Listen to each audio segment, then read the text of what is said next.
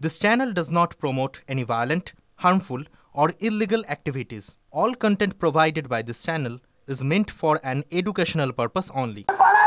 কংগ্রেসের তরফ থেকে বহুদিন পর জাতীয় কংগ্রেসের তরফ থেকে শহর কলকাতায় একটা বড় কর্মসূচি নেওয়া হচ্ছে, লালবাজার চলো অভিযান।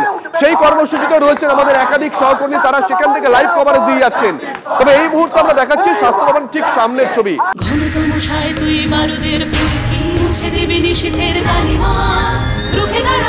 একজন মা হয়ে বলছি, সফল জীবনের জন্য যেমন চাই মজবুত হয়ে ওঠা শিক্ষা, মজবুত চুলের জন্য তেমনই চাই Alopex long and strong hair oil.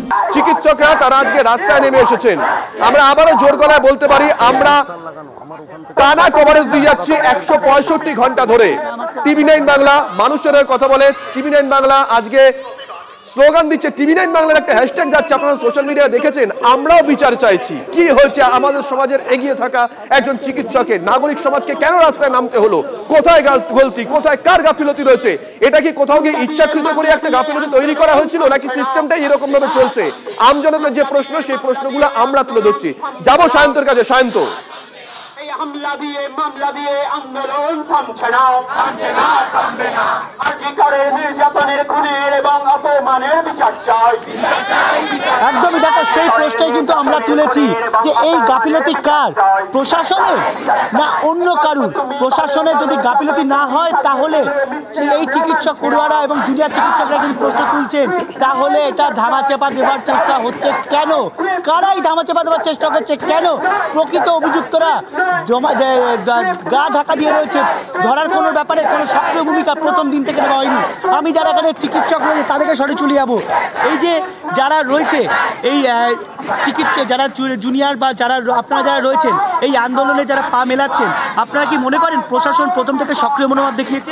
হ্যাঁ, একদমই না। প্রশাসনের মনোভাব নিয়ে কি বলবেন?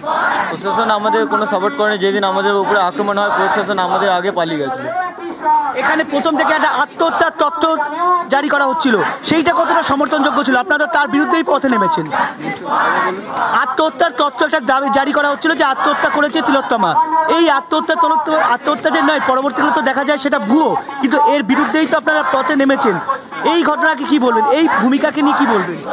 বলতে পারছি এই যে প্রশাসনের ভূমিকা, প্রশাসন প্রথম থেকে বলে আসলে আত্মহত্যা, একদমই না। আমাদের ফার্স্টের দিকে আমাদের কাছে লুকানো হয়েছে, এটা মিথ্যে বলা হয়েছে। অথরিটি আমাদের মিথ্যে বলেছে ফার্স্টে।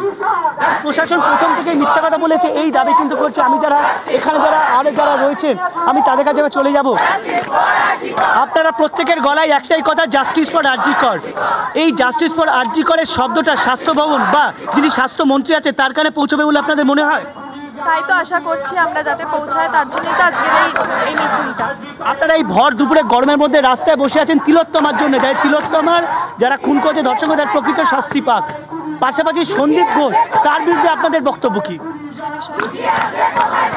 এই প্রকৃত এই আরজি করে গোটা ঘটনাটা কেউ না কেউ জড়িত, অনেকে জড়িত রয়েছে।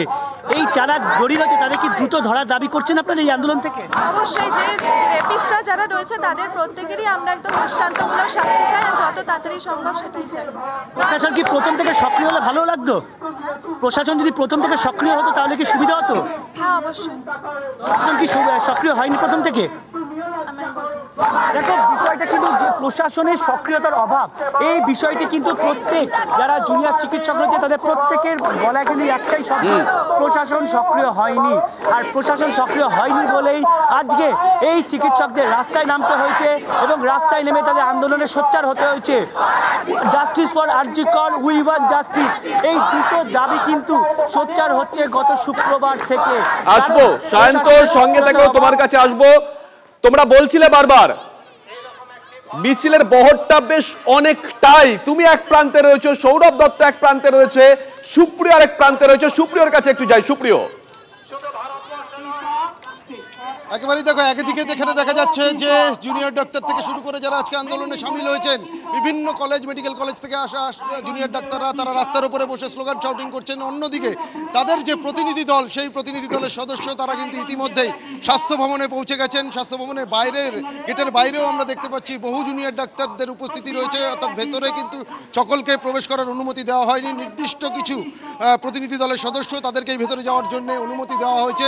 বাইরে বিশাল সংখ্যক পুলিশ মোতায়েন রয়েছে এবং ভিতরে যাওয়ার পর স্বাস্থ্য ভবনে উপস্থিত আধিকারিক যারা রয়েছেন তাদের সঙ্গে আজকে দেখা করবেন। দেখা করে জুনিয়র ডাক্তাররা তারা তাদের দাবি দাওয়া তুলে ধরবেন, তাদের যে বক্তব্য রয়েছে, তাদের যে দাবি দেওয়া রয়েছে। ক্যামেরা পার্সন চাঁদমিয়াকে বলবো একটু দেখানোর জন্য।